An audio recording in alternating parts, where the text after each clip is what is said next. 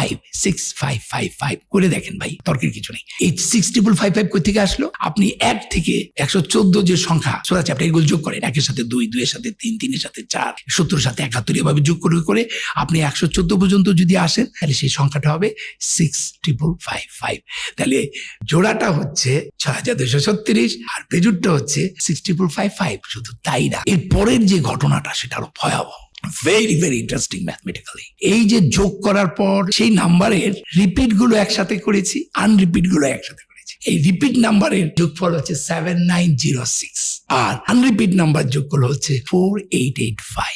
এবার 7906 কে 4885 দিয়ে ভাগ দেন, it is 1.618 golden ratio. Can you imagine?